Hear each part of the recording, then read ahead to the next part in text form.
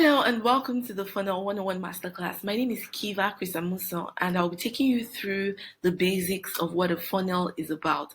If you're new to funnels, you really enjoy this class, and if you're not, it's still important every now and then to go back to the basics. So enjoy.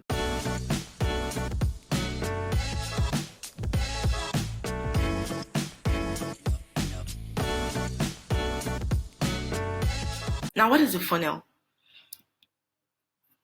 Sometimes it's referred to as a sales funnel, sometimes a marketing funnel, but basically a funnel refers to the series of steps that a potential customer goes through before they make a purchase from you, and how you meet them at each of those phases that they go through, trying to influence their purchase decision.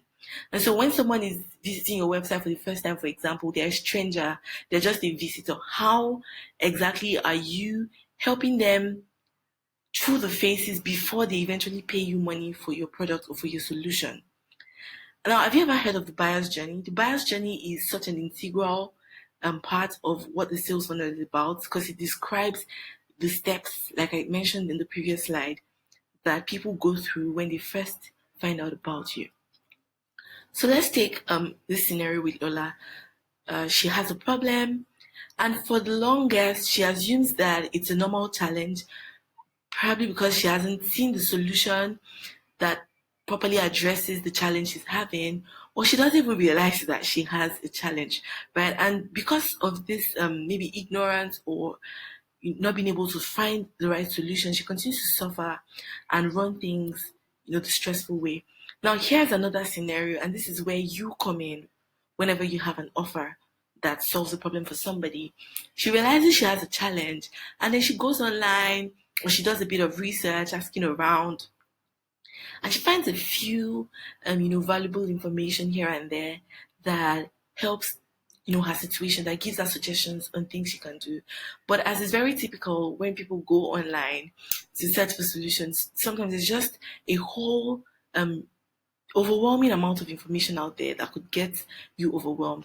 And so at some point, she stumbles upon this ad that seems to be like speaking directly to her situation, and she starts to dig deeper and realizes that this person has the exact solution that she needs, and she jumps on that opportunity and pays immediately. So the question I have for you right now is, where do you come up at each of these phases? Because at the point where Lola is finding materials online, do you have, something that is targeted so that when she's searching, you're coming up?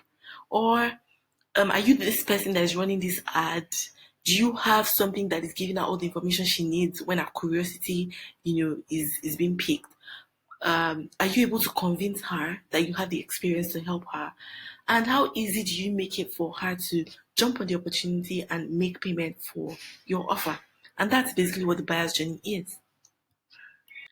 So the steps in the buyer's journey, from going from stranger to visitor to your website or one of your pages, becomes a lead, because a lead is someone who is a potential customer now. This person is interested in what you have to offer. They start browsing your pages, or they send you a message, they're asking a question, to the point where they become a customer, and even taking it further, becoming a returning customer because they're satisfied and really excited about the result that they got, and become a referring customer because now they start to tell other people about you. And so this is basically what happens in your sales funnel. And one of the reasons why it's called a funnel, as you can see, is because at this point where people, start to find out about you, there's so many people at this stage. But as people come down to the bottom of your funnel, they start to reduce in number. So not everybody who finds out about you will buy from you. Right? If 1,000 people find out about you today, there's a percentage of that people of that people that will become leads, and up to them becoming sales. And these are some of the accompanying activities that will happen at each of these stages. So this is the buyer's journey, and this is your funnel. At this point, your marketing activity, people are finding about you because you're running an ad, for example, and then they become a lead because when they land on one of your pages, you're giving an offer on your squeeze page, they're giving you their email address, in exchange, and you start to follow up on them, you start to present them with your offers, up to the point where they buy from you and they, take part in one of your membership programs. And, through your loyalty programs, these people can actually become returning customers. So I think that that's simple enough. But here's one of the ways I love to describe this.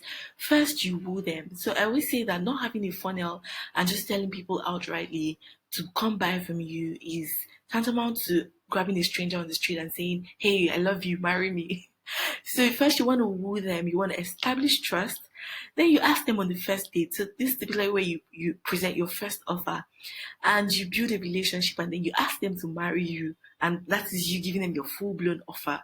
Then you can get married, which is then becoming a customer, and have children, which is then referring even more people to you. So this is basically what it is. You're attracting your ideal kind of customer. You start by building trust. Give value first, give valuable information first, and then you get them to say yes with a low value offer. And you can build more trust with consistent value. Then you pitch the sale. So you can now bring in your high ticket products at this phase. They make a purchase, they tell their friends about you, and they end up buying more of your premium products. Now, the ultimate goal of a funnel is to make more sales. Like I said, a funnel describes the phases people go through when they're first finding out about you up to the point where they convert. And so if you're putting up a funnel, it's because at the back of your mind somewhere, you intend to make more sales, you intend to convert more people. And so how does that happen? Because you're converting leads to paying customers. And so here are the things that a funnel can do for you. You can capture leads using a funnel. You're growing your email list. So you're growing this tribe of people that will eventually pay you for something. And there's a kind of funnel that is perfect for this. You can also engage and build trust with these leads that you've captured. And you can get these leads to register for a class, a free class, or it could even be a paid class. But typically, maybe like a webinar, or you get them to just outrightly purchase a product. And so these are the ways that you can use a funnel to achieve your goal of having more sales. And so you need a funnel if you are going to use any of these strategies to increase the number of your sales.